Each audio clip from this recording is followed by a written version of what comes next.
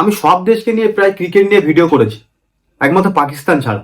আমি পাকিস্তান নিয়ে ভিডিও করতে চাই না, তবু আজ করতে এলাম, কারণ যেভাবে আফগানিস্তানের সাথে হারলো, এবার বড় বড় কথা বলে যে আমরা ইন্ডিয়াকে হারাবো এশিয়া কাপে, এশিয়া কাপ জিতবো, ওয়ার্ল্ড কাপ জিতবো।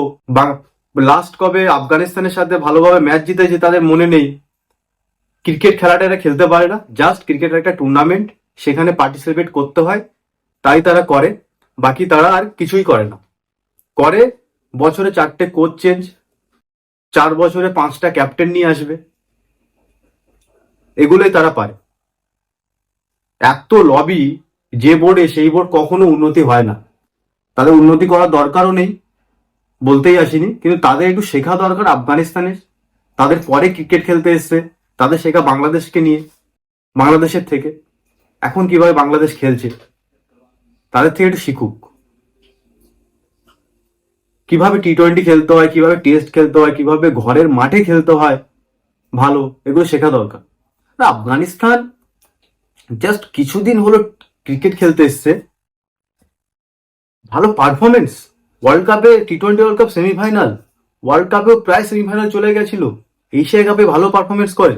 আমার তো মনে হয় এশিয়াতে টপ 2 টিম হলো, এক ইন্ডিয়া, 2 হলো আফগানিস্তান, আর কাউকে মানি না। বাংলাদেশ তবু বেটার করছে, যতই হোক, নেদারল্যান্ড হোক, যাই হোক, পিছনে যদি ওয়েস্ট ইন্ডিজ সিরিজও দেখি, পাকিস্তান সিরিজও দেখি, ভালো করেছে। তার থেকে একটু শিখুক, বেশি লবি না করে। বছরে 4টে কোচ চেঞ্জ, 5টা ক্যাপ্টেন চেঞ্জ, এভাবে কোনোদিন খেলা হয় না। প্লেয়ারকে ব্যাক করতে হবে, তবেই খেলা হবে।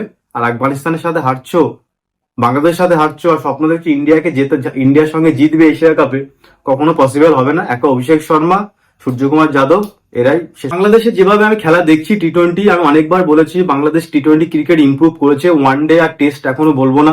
লিটন দাসকে ক্যাপ্টেন দিয়ে বাংলাদেশ খুবই ভালো করেছে।